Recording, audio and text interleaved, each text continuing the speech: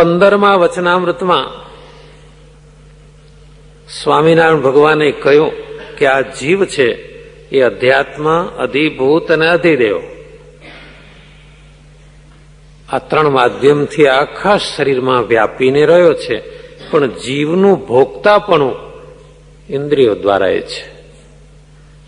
એટલે કે જીવ સાંભળે છે પણ કાન દ્વારા, જીવ જુએ છે પણ એ આંખ દ્વારા. સીધે સીધો આંખ ન હોય તો જીવ જોઈ શકતો નથી, કાન ન હોય તો જીવ સાંભળી શકતો નથી. એટલે જીવ જે સાંભળે છે, જુએ છે, આ બધું ભોગતાપણું, જીવ બોલે છે એ જીભ દ્વારા, જીવ ચાલે છે તો પગ દ્વારા. એટલે આવી રીતે ઇન્દ્રિયો દ્વારા જીવનું ભોગતાપણું છે. બાકી જીવ આખા શરીરમાં વ્યાપીને રહેલો છે. નિત્યાનંદ સ્વામીએ કહ્યું કે મહારાજ, જીવ આખા શરીરમાં વ્યાપી રહ્યો છે પણ એક સરખો દેખાતો નથી. આંખમાં વિશેષ દેખાય, પગમાં ઓછો દેખાય. મહારાજ કહે છે એવું નથી. સૂર્યનો પ્રકાશ આ ધરતી ઉપર એક સરખો જ છે, પરંતુ ડોળાયેલા પાણીમાં ઓછો દેખાય, સ્વચ્છ પાણીમાં વધુ દેખાય, એના જેવું છે. બાકી જીવ તો આખા શરીરમાં એક સરખો વ્યાપીને રહ્યો છે.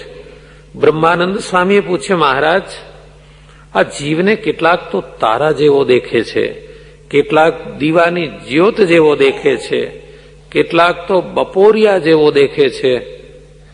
એટલે બરાબર જેવા આમ સ્ફુલ્લિંગ તેજનો સડસડાટ અવાજ થતો હોય એવો.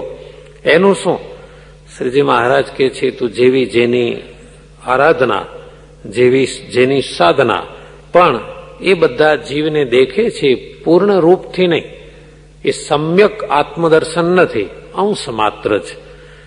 દાખલા તરીકે કોઈએ ગાયનું પૂંછડું દીઠું, કોઈ કે ગાયનું મુખ દીઠું, કોઈ કે ગાયનો પગ દીઠો, કોઈએ ગાયનું પેટ દીઠું, તો એને ગાય દીઠી પણ કહેવાય અને પૂર્ણતયા ન દીઠી પણ કહેવાય. એમ આત્મદર્શનનું છે. જેને જેટલો અંશ કે આત્માનો સાક્ષાત્કાર થયો તો આત્મદર્શન થયું પણ કહેવાય, પૂર્ણપણે ન પણ થયું હોય. વળી નિત્યાનંદ સ્વામી પૂછે, મહારાજ, જીવમાં ભગવાન રહ્યા છે એ નિરાકારપણે કે મૂર્તિમાન? શ્રીજી મહારાજે કહ્યું કે શાસ્ત્રમાં વચનો છે એ પ્રમાણે ભગવાન તો જીવમાં મૂર્તિમાન રહ્યા છે, પણ ભગવાન એ પોતે જ રહ્યા છે, એમાં કોઈ શંકા નથી. વળી સ્વામિનારાયણ ભગવાને એમ પણ કહ્યું કે વેદાંત, યોગ અને સાંખ્ય એ ત્રણ શાસ્ત્ર સનાતન છે.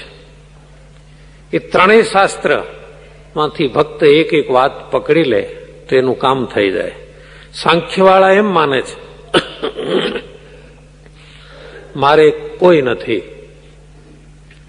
મારે બહારે કોઈ નથી ને મારે અંદરે કોઈ નથી, હું એકલો જ છું.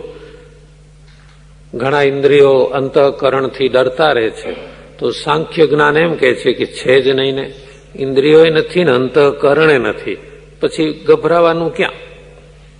યોગ વાળો છે એ સતત સાવધાન રહે છે, ડરતો જ રહે છે કે આ તો બધા શત્રુઓ છે, ઇન્દ્રિયો અંતઃકરણ, એની વચમાં રહેવાનું છે, એટલે સાવધાન રહે છે. અને વેદાંત વાળો છે એ ભગવાન પુરુષોત્તમ નારાયણની બ્રહ્મ સ્વરૂપ ઉપાસના કરે છે. એટલે આ ત્રણેય શાસ્ત્રમાંથી આ સારાંશ ભગવાનના ભક્તોએ સતત યાદ રાખી લેવો.